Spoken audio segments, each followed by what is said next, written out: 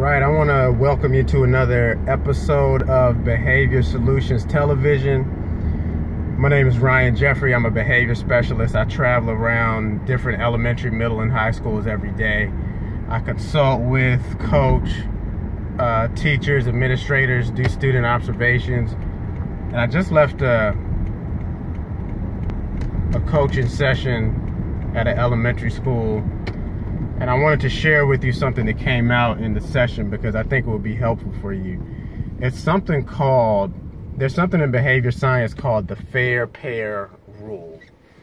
And what the fair pair rule basically means in layman's terms is that if you have any sort of behavior program, you have to have a balance between incentives and consequences. So, for example, the teacher that I just finished having a conversation with, she has a student where the student lies on the floor, will kind of roll around while the rest of the students are lining up, and the student doesn't like the fact that the teacher will actually take a picture and send the picture to his mother. And so when she threatens to do that, when she pulls out the phone, the student straightens up real quick. And so, you know, she said she kind of feels bad about it because she feels like she's not doing anything positive for that student. You know, she feels like she's using, you know, not the most positive consequence to get the student to do what he should do. And so what I told her is that, you know, the fair pair rule basically states that you have a balance between both a consequence, something that's not favorable as a result of a misbehavior, but you also have an incentive. So you want to present your student with the option. So I said the next time your student lays on the floor, he already knows that you'll use the telephone and take a picture and send it to his mother, but also offer him a positive incentive. If he does comply with your direction, he'll earn a point, or he'll have extra time to do such and such a preferred activity. Something that's an incentive. That's going to be different based on the student and what is an incentive or a reward for them. Something that motivates them to want to comply more in the future. So she said, oh, okay, so I see, present it as a choice.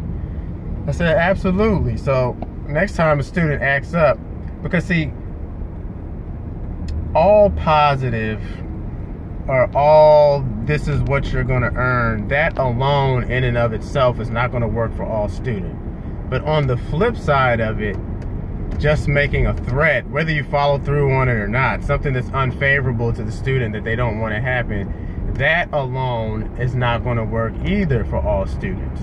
But what the fair pair rule does is it ensures that you present the option to students.